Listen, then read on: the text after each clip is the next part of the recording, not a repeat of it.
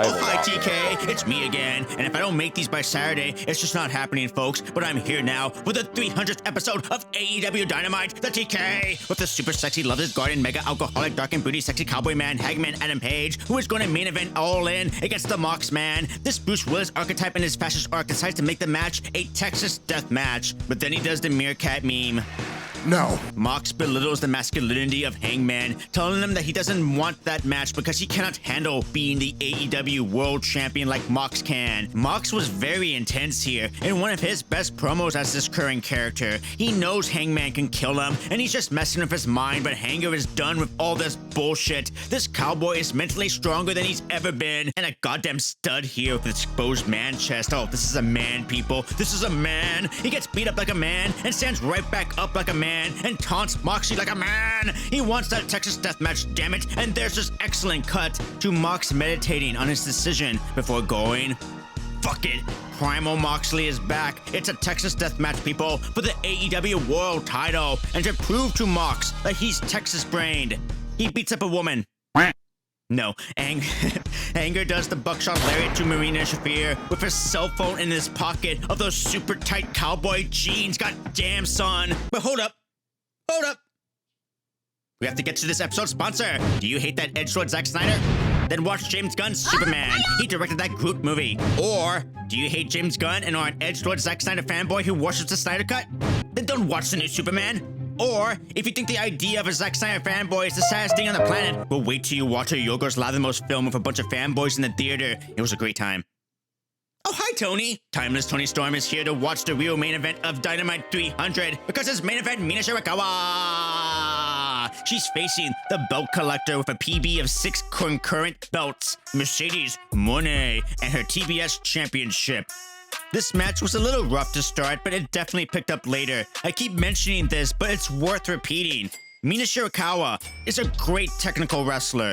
In Stardom, all of her moves target 2 locations, the leg or the neck. She is either setting up for the figure 4 leg lock or the glamorous driver, or both. You don't get this type of Mina in American wrestling though, and there's a lot of reasons why. But the most common reason is the difference between Western wrestling and Japanese wrestling. Western wrestling is a morality play, and Mercedes Mone is the one cast as the villainous queen. So she has to be the one to collect all the quote-unquote heat to build up the third act of the match, where Mina, to her credit, gets the crowd invested in her. So Mina has to play the one in peril. It's one of the more annoying aspects of Western wrestling next to American crowds chanting bold for some reason. What's wrong with you? You guys just like chanting anything, don't you? And especially TV wrestling for me. But it's also a classic formula that does indeed work, as the match showed.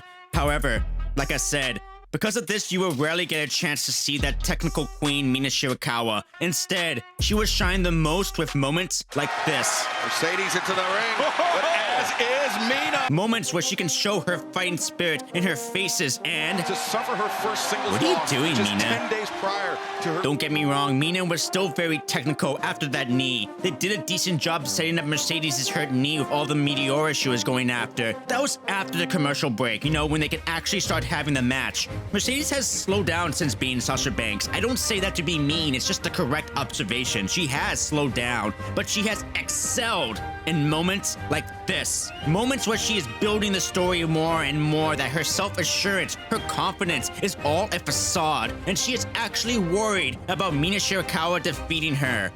Mina was kicking mega ass and does this, and the crowd loves it. But eventually, Mercedes Mone was able to counter Mina's submission attempts and steal victory away from the skin of her teeth.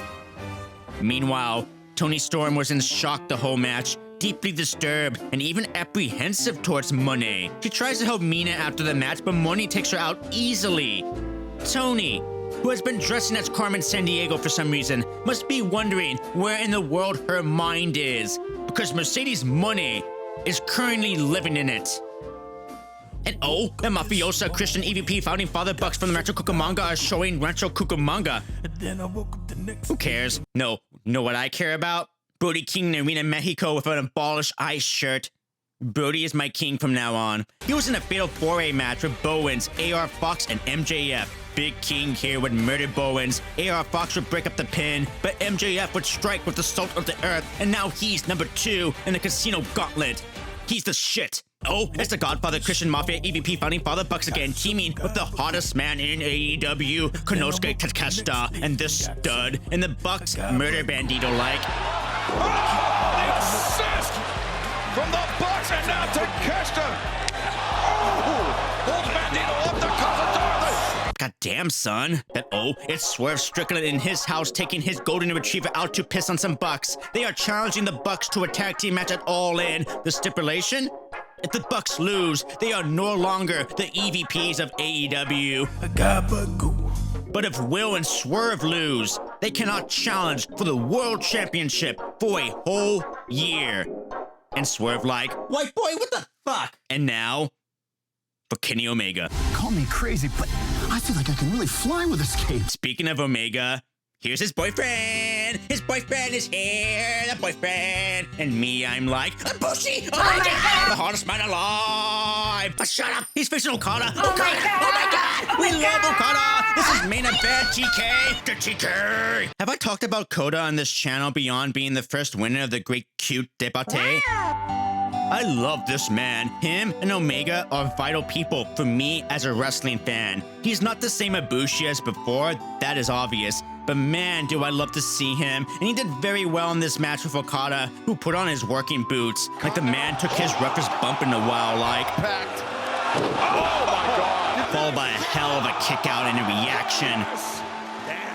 Okada made Ibushi turn into Murder Ibushi, but it's TV wrestling in America, so it's like Murder Light Ibushi. Either way, Okada would eventually hit his dropkick to lead directly into the Rainmaker to finish off Ibushi and give himself massive experience points heading into All In against Omega. But they're gonna sacrifice his boyfriend now? Oh no! Kenny Omega's here, yes! Kenny is here! Kenny saves his golden lover, and they destroy that Trent guy who's like, you know, I could have stayed home and still been paid by the TK guy. Omega and Ibushi, the golden lovers on my TV, fuck yes! TK! I need a tag team match, TK! And massive shout out to Omega for wearing a Fight MASA shirt to support the recovery of Masa Takanashi.